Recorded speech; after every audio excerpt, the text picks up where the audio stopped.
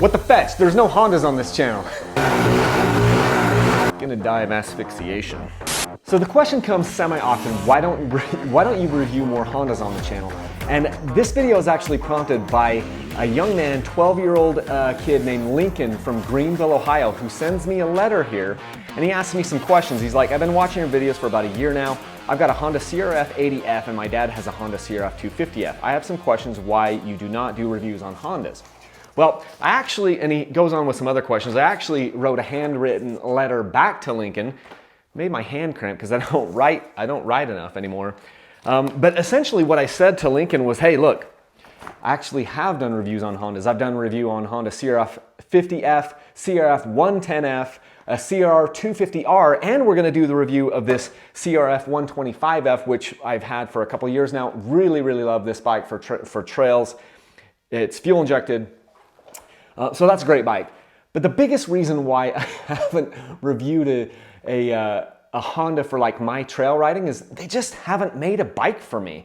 For the off-road enduro type scene, the best bikes for me are the two-strokes, and Honda killed their two-stroke line years and years and years ago. And so I haven't had a bike to review because they don't make one for me. The bike that I'm the most interested in, which I still will review, is the Honda CRF 250RX. But I haven't been able to find it. So a couple reasons why I haven't reviewed the Honda 250RX. Number one is every time I put it to a Facebook poll like, hey, should I buy this bike or these other bikes? The Honda came in dead last every time I did it. And then also with COVID, Honda actually kind of stopped production of pretty much everything. See, COVID threw a wrench in the gears of basically all the supply chains across all industries. But I've been able to find KTMs and Yamahas and even Kawasaki's and Husqvarna's and even gases. I've been able to find those in the dealerships. But Honda, I call dealerships and they just laugh. They're like, no, we haven't seen a Honda forever and we don't know when we're gonna get one. They just slowed their production. Honda slowed their production way more from what I've been able to see than any of the other manufacturers. And so there haven't been any Hondas available. So yeah, I'd love to review a Honda, another Honda, in addition to this one that I've got right now, and I will. It's just gonna take some time. Another thing though that is kind of changing this, and I wanna start doing a little bit more motocross riding. I've been to 2 different tracks. I actually did a class with AJ Catanzaro. I'll have a video coming out on that later. And I wanted to get the Honda, the CRF 250R. But I couldn't find one anywhere. And so I ended up with a KTM because it's easier to find the KTMs where I live. So anyway, I just wanted to give a shout out to Lincoln. Thank you for sending me a letter. Full disclosure, I don't even know how Lincoln found my address, but if I start getting pounded with letters, I don't have time to respond to all the letters if that started to happen. But anyway, I do want to thank Lincoln for asking the question. He also asked some other questions in here, and he said, you know, what's a good time to change the oil in the bikes? And what's a good enduro bike for me? He's 12 years old. He says his dad is 49. So anyway, it's pretty cool. So I just wanted to thank Lincoln for taking the time. He also left me a leave a single track right here. Let's see if I can get this up. So that's pretty cool. Leave a single track. That's the tagline. So yeah, W2F. Why are there not more Hondas on this channel? And I get it often, and I always kind of laugh to myself because I'm like, I've reviewed no less than 3, maybe 4 Hondas. You know what? No one ever asks.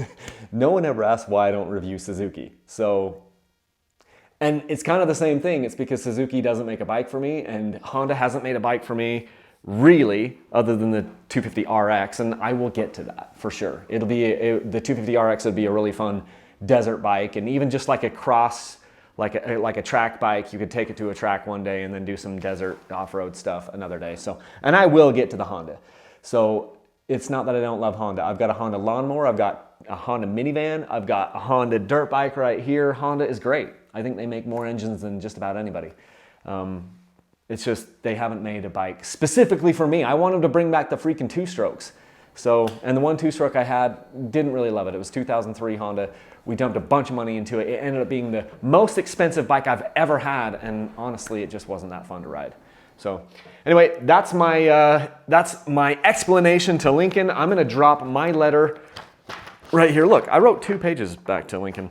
I'm gonna drop this letter in the mail, send it back to him, Thank you for linking. Also, there is a Dirt Bike Channel sweepstakes going on right now. If you go to my website before the end of August, I have a sweepstakes that ends August 31st.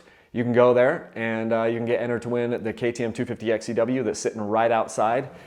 I don't know why you wouldn't go to my website and get entered for that. Like, it just doesn't make any sense to me. I mean, there's a couple ways you can get entered. You can buy some gear for me, like this shirt right here. You get that. But you can also use my links to Rocky Mountain ATV. And so if you're buying parts or tires or whatever, use my link with Rocky Mountain ATV and it will get you entries into the sweepstakes. So that's what I've got for you. Let me know down in the comments what you'd like me to cover on this Honda. I want to get my boys involved with it on the review. The boys don't really like riding it though.